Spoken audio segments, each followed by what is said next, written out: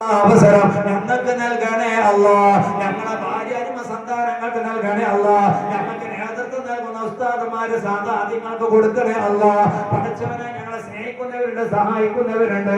ഞങ്ങളെ ഭാര്യ സന്തതികളുണ്ട്, അവർക്ക് നൽകണേ അല്ലാഹ്. പഠിച്ചവനെ ഞങ്ങളോട് ദുആ കൊണ്ട് വസീയത്ത് ചെയ്ത് ഏൽപ്പിച്ചവരുണ്ട്, കൈപിടിച്ച് മുസാഫഹത്ത് ചെയ്തവരുണ്ട്, ഭക്ഷണം തന്ന് ആദരിക്കുന്ന പലരുമുണ്ട്.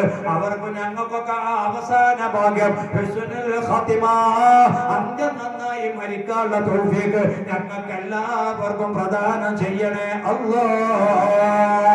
اللهم اغفر للمؤمنين والمؤمنات والمسلمين والمسلمات الأحياء منهم والأموات إنك مجيب الدعوات يا قاضي الحاجات. اللهم اجعل جمعنا هذا جمعا مرحوما وتفرقنا من بعده تفرقا معصوما.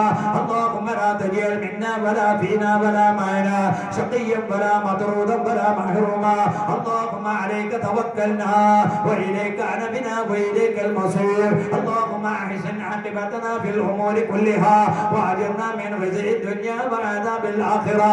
ربنا آتنا في الدنيا حسنة وفي الآخرة حسنة وقنا عذاب النار. ربنا تقبل منا صلاتنا ودعاءنا وصدقاتنا وسائر أعمالنا إنك أنت السميع العليم وتب علينا إنك أنت التواب الرحيم. اللهم ارحمنا وارحم والدينا. اللهم ارحمنا وارحم موتانا بأنواع رحمتك يا أرحم الراحمين. وصلى الله تعالى وسلم على خير خلقه سيدنا محمد وآله وصحبه أجمعين. سبحان ربك رب العزة عما يصفون وسلام على المرسلين والحمد لله رب العالمين. آمين. بفضله يا الله يا الله ارحم المسلمين.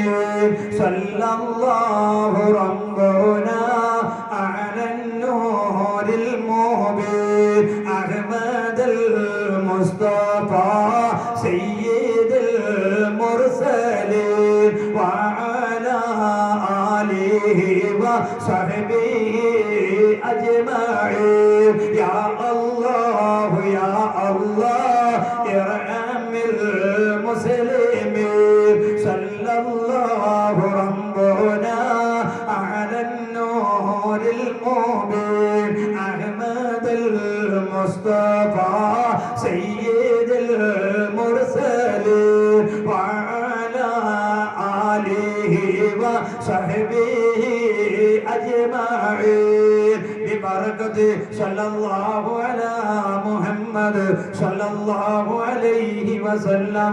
صلى الله على محمد صلى الله عليه وسلم. اللهم صل على محمد يا رب صل عليه وسلم. تقبل الله. اوصيكم بالدعاء എന്ന ദുആ വസിയത്തോടെ ഈ മജ്‌ലിസിന് വിരാമം കുറിക്കുന്നു. അസ്സലാമു അലൈക്കും.